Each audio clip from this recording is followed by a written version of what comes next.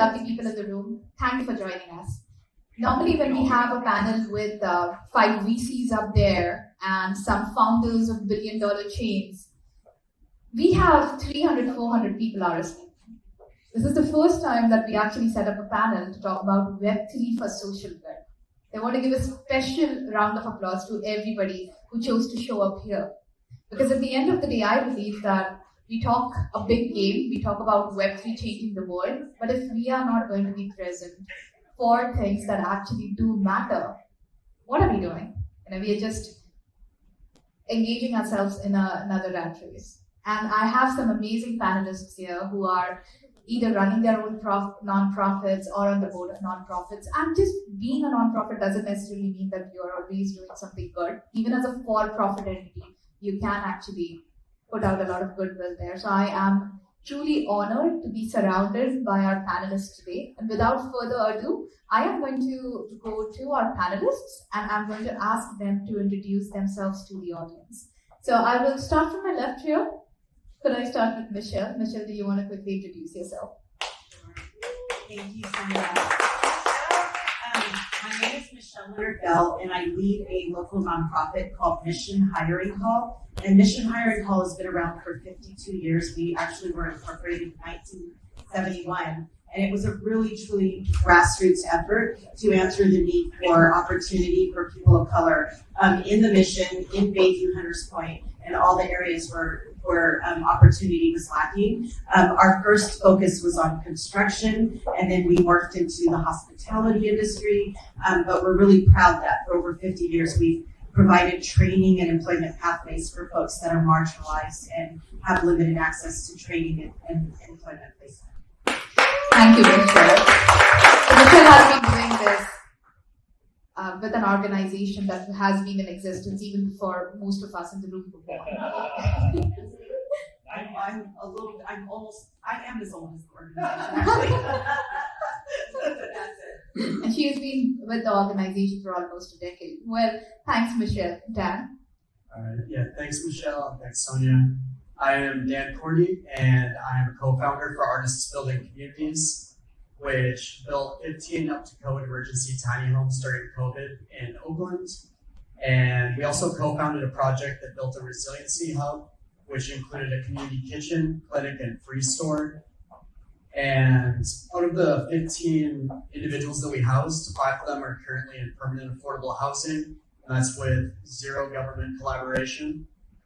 And the work that we did was 100% volunteer run and also crowdfunded. Yeah, thanks for having me here today. We are in San Francisco, a city that is plagued by the homelessness problem. Dan will speak about his mission for San Francisco, and yes, it is a Herculean task, but I think every little drop counts. All right, so with that, I'm going to go to Patti. Thank you, Soniya. Hi, everyone. I'm Patti Pan. I'm the CEO and co-founder of ETCHEVE. So we are a Web3 company which have creators to launch their NFT and also adding utilities to it. At the same time, I do run gallery business as well because I love artists. Many of them actually are struggling with their careers in the early stage. And at the same time, I'm also a board member of a nonprofit organization in East Coast in Virginia, of an art organization. It's called ETCHEVE. So what we do is we turn something like this. It's an old factory, it's an industrial park, and we turn it into art museum, very interactive one, art playground, and also for shops, provide definitely turn their neighborhood around. So yeah, very exciting to be here and talk about the panel. Thanks. Thank you, Patti. And with that, I'd like to go to Dr. Victor Pineda. Thank you. Not sure this works.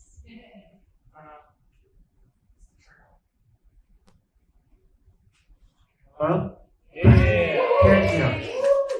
So we have a great lineup of impact leaders. My background is in policy, but also in impact investing and blockchain. I'm the executive chairman of a foundation that I started that focuses on disability rights.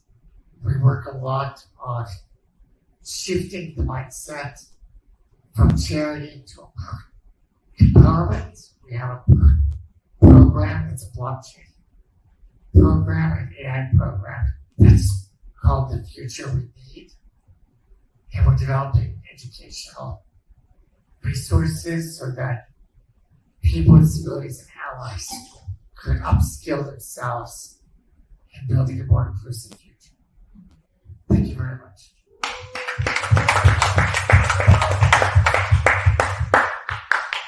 All right, so I'm very excited to jump right into our questions. I am going to start with Dan, and then I'll go to Patti, Dr. Pineda, and come back to you, Michelle.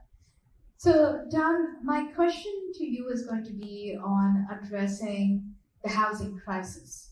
Obviously, you've made a huge commitment, and what you're trying to do here is really fight a disease, right? I feel like homelessness is a disease, and in turn, it breeds other diseases.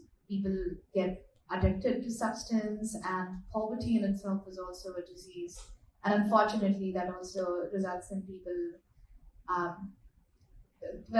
in people being malnourished and people committing crimes, so on and so forth. So my question to you is, how do you envision leveraging Web3 to create sustainable housing solutions? And in doing so, what are the challenges that you anticipate? Great question. Thank you, Soniya. And previous work that we've done, we're now expanding upon that and building out a sustainable model with a transitional housing DAO in partnership with GeoBrowser. And our first project is Tree Ring Village, which is a transitional tiny home community that will serve 10 residents. It'll be a one-year program that includes services to assist with food, recovery, workforce development, mentorship, housing navigation, along with mental and physical health. And the goal for the program is to provide healing, transformation, and placement into permanent affordable housing. As we're focused on land acquisition currently, challenges that come with that are the legal standing of DAOs within the state of California, and also the general reputation of the Web3 space. And to address this, we are working with reputable partners and a land trust as well. And another thing worth noting is Assemblymember Matt Haney submitted a bill earlier this year to create a legal framework for DAOs in the state of California, which is super exciting.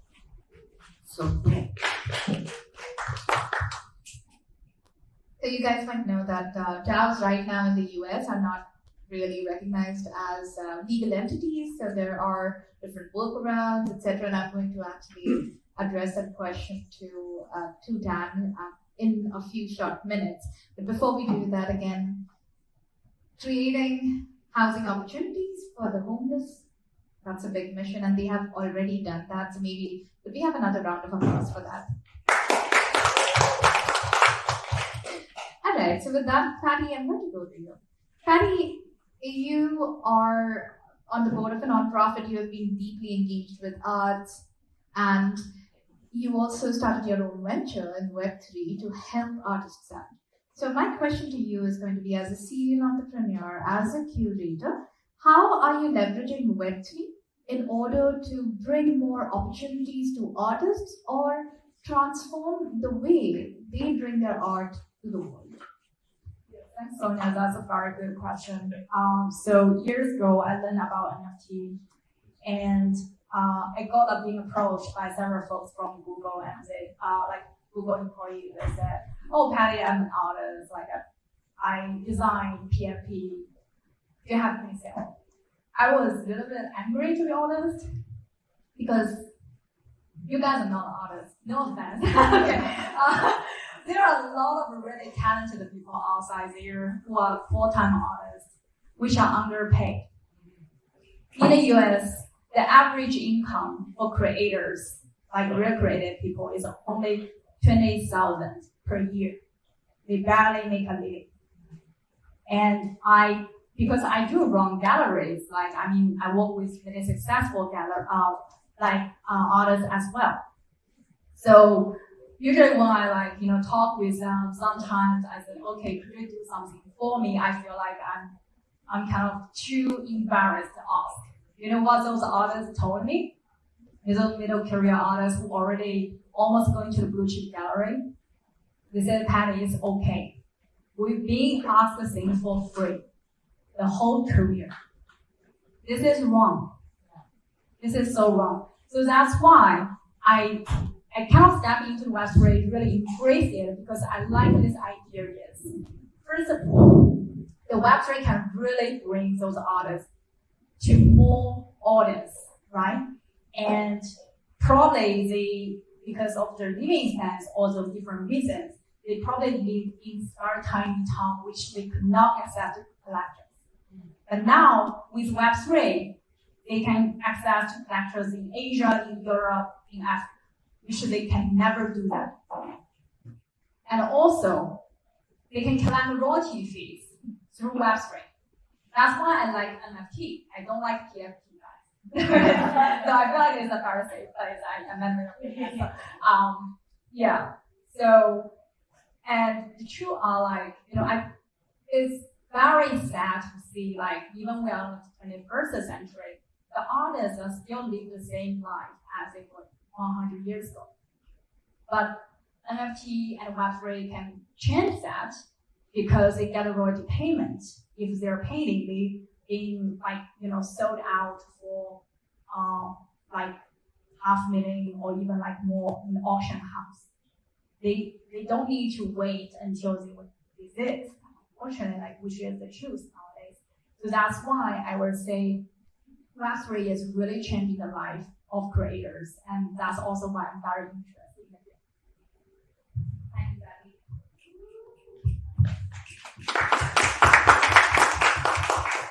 I think it is important to realize that when we talk about Web3, right, especially Web3 creating more equitable opportunities, it's not about making every person on the world a billionaire, unless, inflation reaches to that point where $1 billion doesn't mean anything.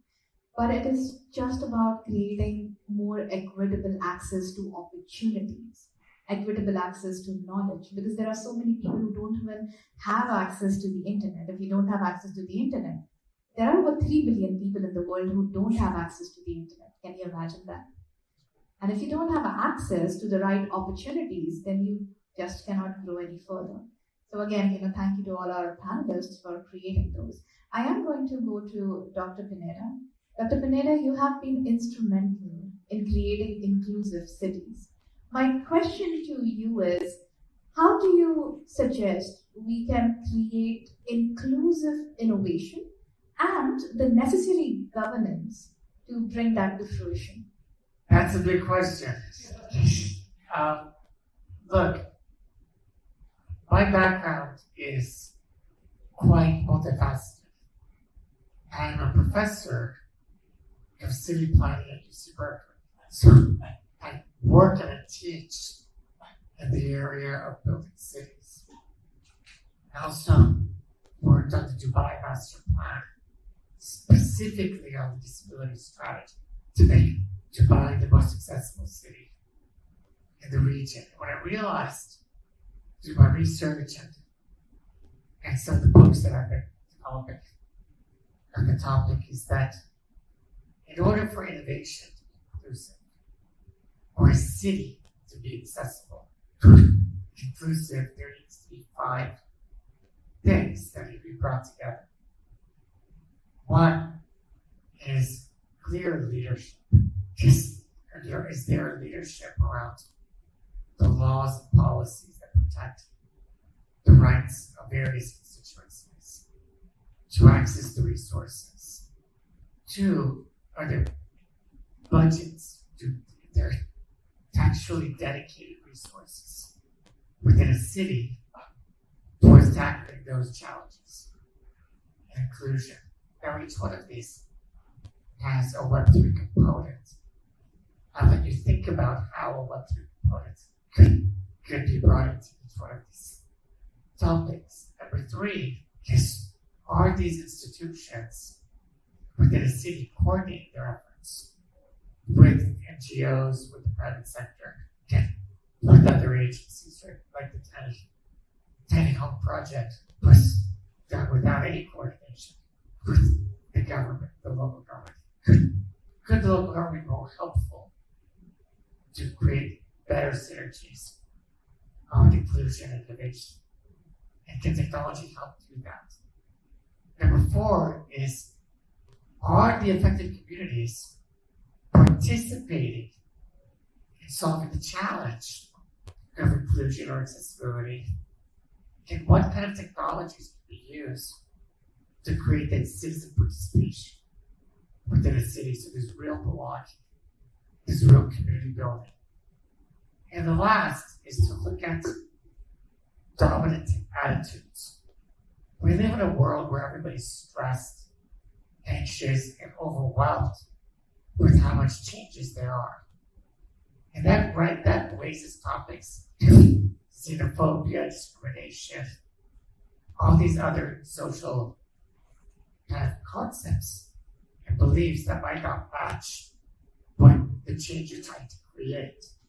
So can we use technology as a way to do sentiment analysis within social media to understand that there still are like outdated models of thinking around these communities that are left out? Whether it's houseless individuals, people living in poverty, people with HIV, people with mental illness. A lot of these groups are left out not because of policies, but because of lack of understanding by the general population. If you understand those challenges across those 5 dimensions, you can create targeted programs with civil society, with the private sector, and with governments, and with communities, kind of empowered with Web3 to have tangible results. Thank you.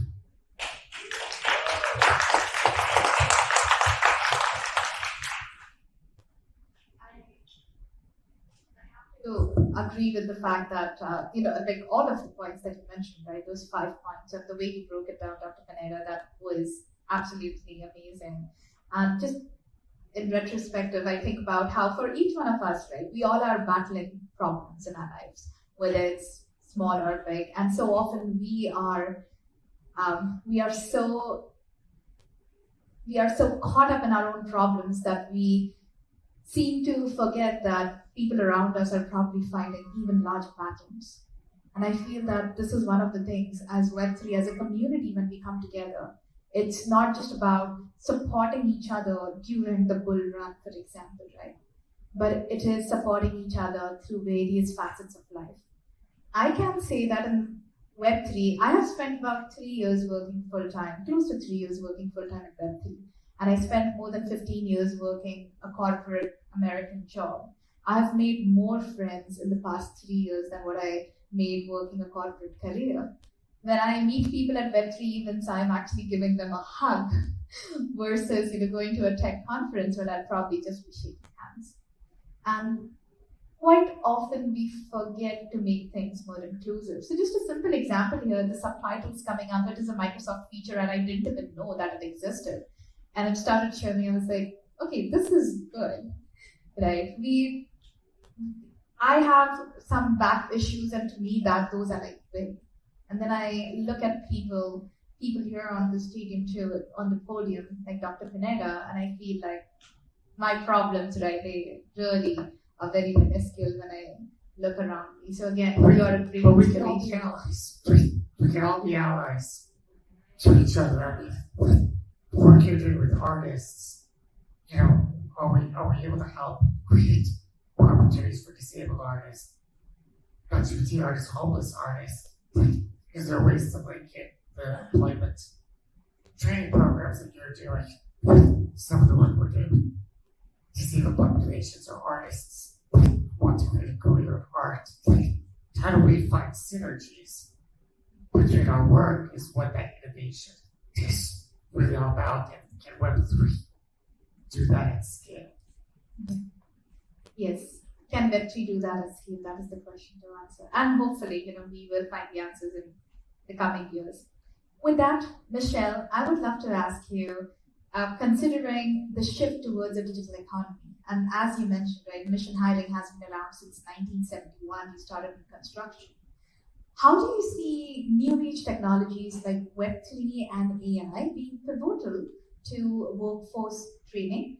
And especially for the low-income residents, what are some of the outcomes that you have observed thus far in helping them get acquainted with these new age technologies? Sonia, and thanks for the opportunity to be here tonight too. Shout out to Ken there. So Mission Hiring Call, our day job here, we train and we connect folks to employment, sustainable employment, union jobs, training, and then placement, right? So in that work, this last semester, we usually offer 2 trainings a year in the construction trade sector, and then also in professional services, which is construction admin, to get folks opportunities inside of contractors' offices. And so one thing that we were able to do this year for the very first time, we took a class of 17 trainees and we introduced AI and Web3.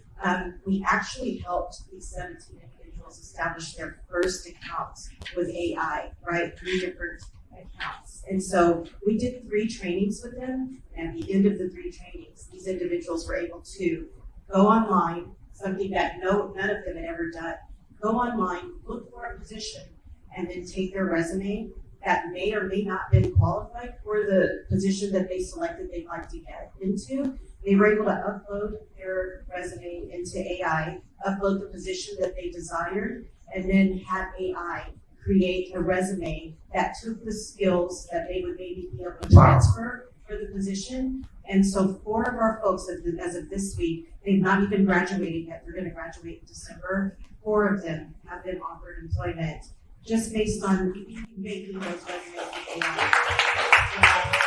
So we're pretty proud. And this is the first time we've done it, and with our limited knowledge and skill set around it, but we know that we can enhance the training that we can provide to folks with it. And so what we're excited to do is see where else we can take this, because 4 jobs, that's 4 families affected, sustainable employment, obviously, and then imagine what that can carry out to be. Thanks, Sonia.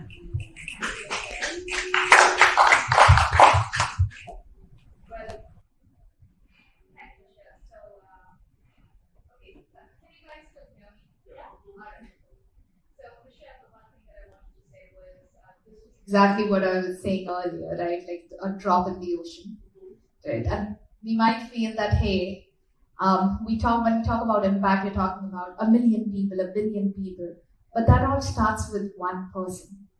So for everybody even here in the audience, the one thing that you have to do is just influence one other person, and then that creates a butterfly effect.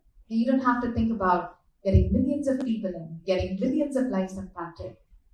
4 individuals, that's 4 households, right? And if you think about it, these people will also probably now inspire others to do the same. So it's just creating, putting that one drop that creates a ripple effect, and then you are making waves. Thank you again, Michelle. All right, we have one more round of questions before we wrap up, so I'll move through it. Dr. Pineda, you have also been working on sustainable development goals. And while there are a bunch of sustainable development goals, I want to ask your perspective on how the progress that we are making and the work that we're doing towards this SDGs. How do we ensure that we are creating something that's sustainable, but at the same time also focused on accessibility? Well, you got some great questions, guys. I think let's start locally. So the UN, and I've been working with the UN for 20 years, that helped negotiate the United Nations Convention on the Rights of Persons with Disabilities. So these are international agreements that are very far removed from people's day-to-day lives. So when you ask me about the sustainable development goals, I would say let's look at the local development goals. Let's look at how San Francisco is creating its own targets to tackle inequality or homelessness or accessible public spaces, affordable transportation. So there are 158 targets within the UN Sustainable Development Goals. And I helped work on SDG 11, and specifically target 11.7 that looks at inclusive cities. So to answer your question, what are the data sets, the monitoring and evaluation metrics that the city of San Francisco is using to sort of measure progress? The Sustainable Development Goals were really created to give all communities a same set of sort of destinations, but how we get there might be different in each city. So we created through my foundation a program called Cities for All, and specifically linked the Sustainable Development Goal targets with the UN Convention on the Rights of Persons with Disabilities, as well as other initiatives like age-friendly cities, child-friendly cities. And we said, we don't have to reinvent the wheel. Let's just look at the kind of metrics that is one action that give us wins to press 6 or 7 global commitments. So local action to make, let's say, improvements on sidewalks or planting trees could simultaneously create a greener city. We can also retrofit sidewalks that are dangerous to walk on, could are uneven and make it difficult for people to move around. So there are ways that we can use climate action to advance accessibility.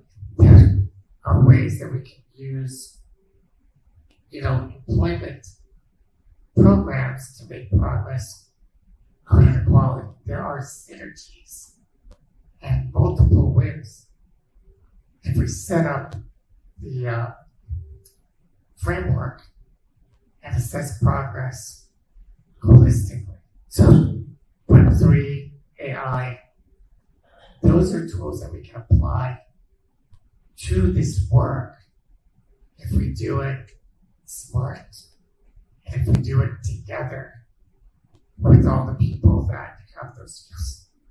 Thank you.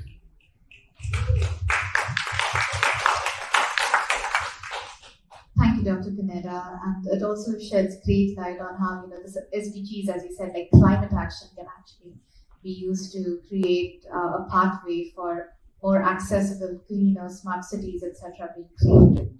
Also, I'm pretty sure that a lot of people in this room, you guys are going to end up becoming founders and VCs and investors yourself, right? Along the way, just make sure that you are inclusive. And by inclusive, we don't just mean that, we have people with different skin tones and just facial features present in the room. Inclusivity is so much more than that, right? All right. With that, I'm going to go to Patti. Patti, we have a lot of folks from nonprofits here. Patti, you sit on the board of a nonprofit. And what I would like to ask you is, how do you envision Web3 helping nonprofits, especially with their goals of fundraising, audience engagement, or even artist empowerment? I'm very excited actually to share this perspective because usually no one asks me about my experience for nonprofit organization. So we were kind of just talking like side to side, like before the event, before the panel. We said, okay, should we rely on the government for nonprofits? Because fundraising today, I think, from my experience, probably limited. It's very, very hard for nonprofit organizations. And I do want to share two examples which I have the opportunity actually to work together with. One is a nonprofit organization in New Orleans. They are art organization. That's the area, the field I mostly work together with. And it's very hard for them to raise funds. Like every year, they want to, just to raise funds and support like local artists in their New Orleans, and not really struggling is also because there are a lot of other things happening in New Orleans, and it's very competitive among those nonprofit organizations as well. So until they begin to adopt Web3, so they decide to, rather going after a few, the government funding and also a few billionaire and rich people in the town. They decided how about, because people do love artists and they do want to support, what if they actually created a DAO as well. And their project name is Prospect. And they raised $2 million within 3 months, which was crazy. And they did a house, which is called Prospect House.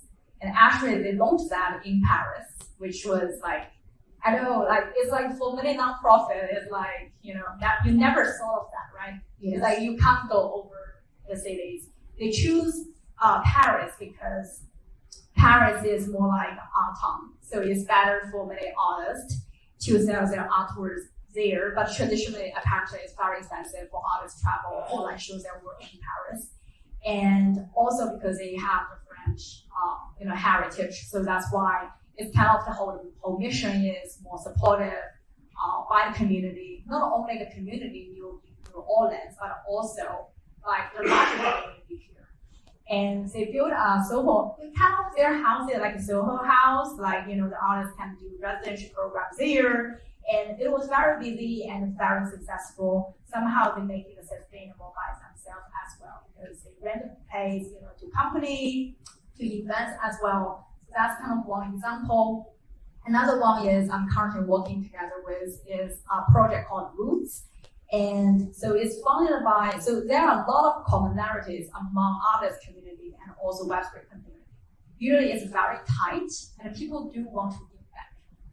And so the two persons I'm working together with, one is called Brad Emery. He is a very successful artist now living in New York and represent his work is, collaborate with Austin Martin and Elon Musk, those guys, his work he collaborated with them. And another person is Teresa Edwards, who has like 5 Olympic medals. Who is one of the most great, I think is one of the most great African American athletes ever. So they don't want to give back. In a traditional way, it's very hard for them to give back because what they want to do is also untraditional for nonprofits. They both come from small town in the United States, which only have like less than 5,000, the whole town. And their success was so rare because one of them was, used to be leader of the American women basketball team, and another become famous like artist. They feel like, think about compared to a kid in a city in New York, they have all those luxuries, like to being access to the opportunities, etc. So that's why they decided to build like small community center in those small towns. And they are using the Web3 project are raising fund now, which they actually just bought kind of bankrupt church, which I think is very funny, bankrupt church, and decided to turn it into a community center, teach kids doing art and athletes. So which was like you could not imagine this before, right? So I think that's why like Web3 can really connect people all over, and doing those things people don't even think of. Yeah. Thank you, Patti. So Michelle, I'm going to come back to you. Michelle, you again, you have been training folks, helping them get access to new employment opportunities. My question to you is, how do you think Web3 and AI can be leveraged in creating training content, and especially you focus on personalized training content, right? So new age technologies like Web3 and AI, how can they be leveraged to create this personalized training content so that these folks that you're training can become or can get access to more employment opportunities? Thank you Soniya. So at Mission Hiring Co, we have a plethora of different job seekers, right? So there's folks that may be transferring from other lanes that have been recently unemployed or laid off. Then there's folks who have not been able to access the job market well, maybe underemployed. And when I think of the underemployed, I translate that to someone that's working a job, but it's not enough to sustain them for their monthly bills. And so, yet, with that, folks can't quit the job to access training. So I wonder if what we've learned this last semester with folks that have different skill sets, so with the underemployed folks that have these great skills working at jobs that can't really sustain their future, yet they picked up great skills. I'm wondering if we could use AI, Web3 to be able to access someone's skills and capabilities and learning capabilities, but then also customize training so that they don't have to do this complete stop and start and access education, right? And then not be able to pay their rent as they're trying to train for this next sustainable opportunity. So I'm just wondering if we can mesh together the need, the opportunity, the assessment, and help someone to, as they're going and surviving, take them to the level of variety and career path into sustainable employment. So that's what we're thinking. But I'm hoping all of you can help us too. I'm pretty sure with AI and Web3. I have a question for you, Michelle. With your training, have you considered perhaps providing an NFT and a certificate for completion? Again, shout out to Ken Mim. Oh my goodness. So the last couple of years, Ken has really been figuring out how, because you know, it's city government funding that Mission Hiring Hall has. And in Ken's day life, he's a bureaucrat. He's appointed by the mayor of San Francisco as a pure bureaucrat. But outside of the confines, like 2 years ago, Ken was like, you know, with this training, we could give everybody this education alongside the skills training and give them a wallet and give them access, right? So that when they leave this training, they also have a level of education about Web3, about NFTs. That's great. Right? But the challenge is how do you marry it with someone that's receiving, with an entity that's receiving government funding and then make that accessible. So what we're trying to figure out is how can Mission Hiring Hall, as a nonprofit, aside from the government funding that we have, implement this type of strategy to where these folks can take advantage of these opportunities. But then there's also a deeper layer. San Francisco, with workforce funding, we have construction, which Mission Hiring calls a proud coordinator of.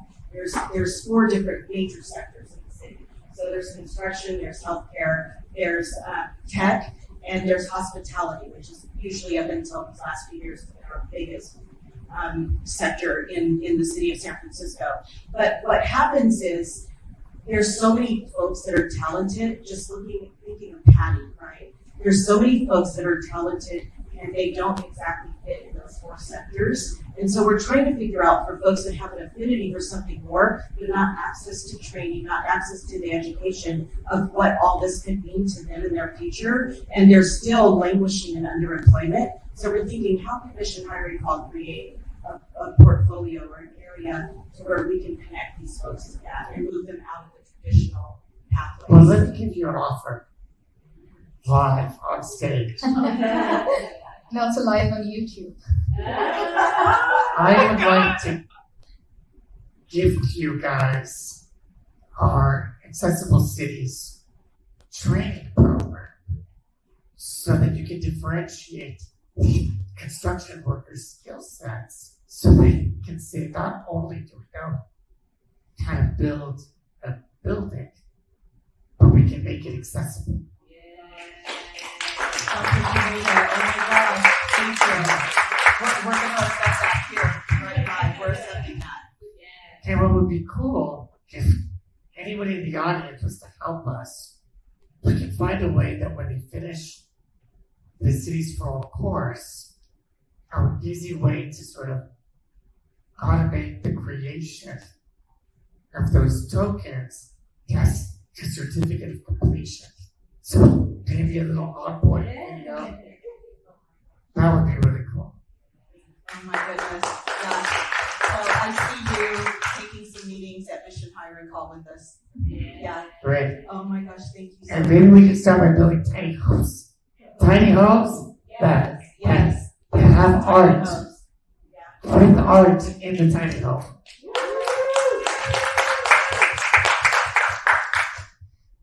So I should say this, that I have moderated a bunch of panels this year. I've spoken on a bunch of panels, but this is the first place where I've actually seen someone do something live and say, let's work together. So Let's do it. Let's do it. I'm pretty sure there are more deals that happen behind closed doors, but this right here, this is what Web3 is about. And I'm very excited to look at this. And as far as the soul-bound tokens, your certificates would be soul-bound tokens than NFTs. I'd love to help out, and I'm sure that we could do something together. All right. So with that, I have a last question for Dan. Dan, my question to you is community building through Web3. You have done a lot. You also are a social media figure. What I would like to ask you is, how can Web3 technologies be used to strengthen community engagement? And then what strategies would you employ to foster widespread adoption among various stakeholders, including the unhoused community? Yeah, great question, Soniya.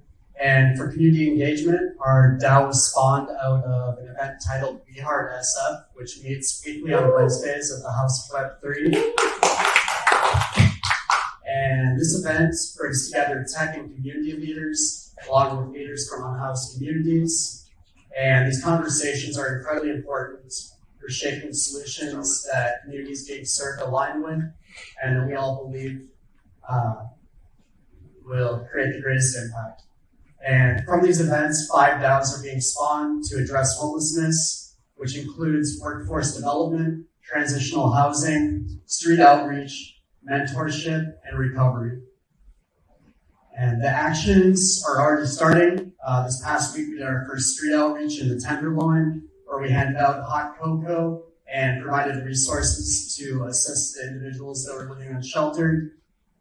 And additionally, for incentives, individuals that are participating in the outreach, they'll be receiving GRT tokens, and then moving forward with all of the DAOs, there will be GRT distribution as a way to incentivize, and then another tooling as we're building with GeoBrowser, which is a decentralized browser. All of our building is being done in the open, so all of our designs, all of our modeling, it's being done in a way that it can be replicated and it's open source. So the solutions that we're building here for San Francisco can be used for any other city.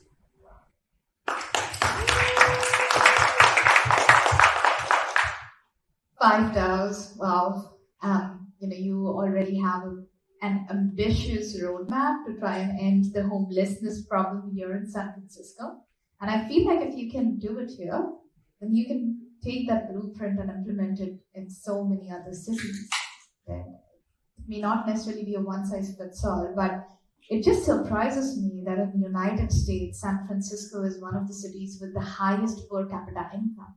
And still you have so many people out on the streets, and every day more people are being added to the streets, because even with California's move to $20 per hour as minimum wage, it just doesn't let anyone earn enough to get access to affordable opportunities, affordable housing, or even just a basic good standard of life.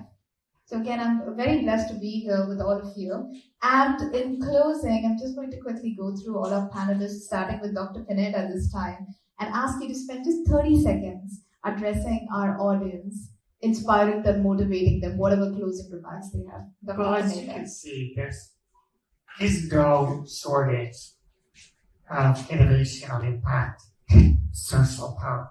And it's really a question about what can you do with what you have, where you are? What are you excited about from what you heard? So come up to any of the other speakers and start a conversation. Think about what communities can be empowered through collaborations. And then and help us unlock the power of Web3 together.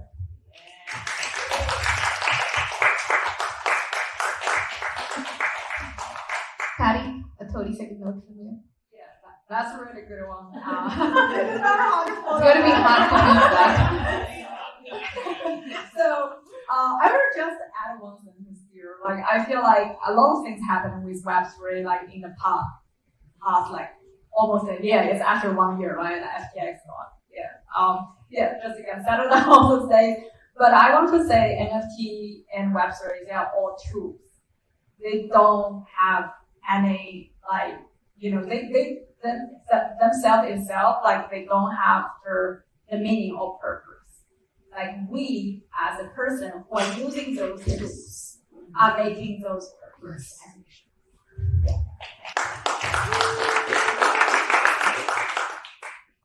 Yeah, I'd like to thank you all for being here today. Thanks to Ken for getting me up to join.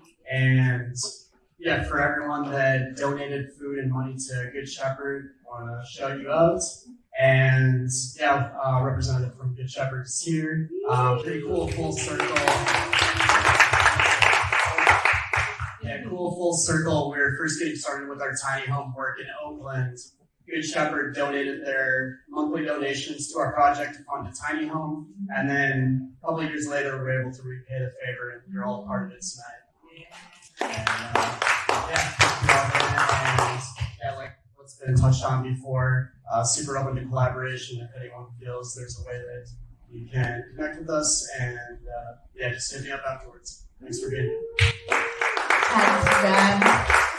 Michelle. In the nonprofit space, I know many of you are aware there's limited resources to really be able, not just money. I mean, specialties and the ability to expand your services and be able to make that reach for things that we don't know how to do. But just know that every time we're able to get someone to sustainable employment, not just employment but a career pathway, or helping a family, or sustaining a family, or helping someone be able to afford to live in the Bay Area.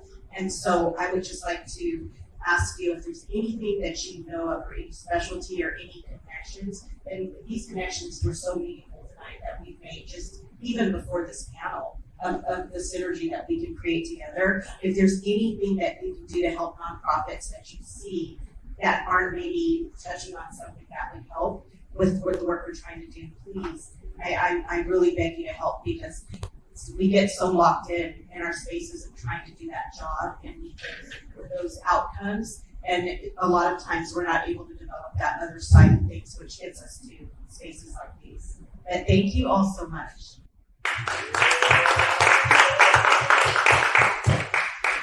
So, as the host, first I would love to thank you all. Thank all the speakers for coming here. And to the audience members, I'm just going to resonate with whatever our speakers say here, right? As I mentioned, for Orbis86, our mission is onboarding people. And if you look at the people who are present here, if you have a friend who can benefit from these conversations, I would just urge you to drag them along into the next event.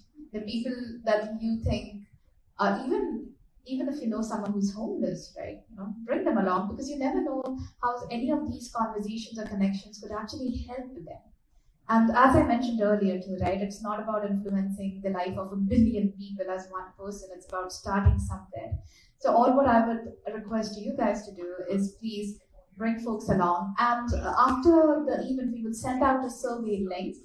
You will get a survey link from Luma, but if the QR code, which I'll put up later on, even on that QR code, that is a survey link. I'm just going to request people in the room to fill out the survey. We read every survey response. But also in the survey, if there are people out there in the audience who would love to come here and speak, or if you want to connect with any of the panelists, we have questions for that. And that way, a lot of the times you have some great people in the audience, but you just don't know. And this survey is a great way for us to even connect with you all. Again, thank you everyone for being such an amazing audience.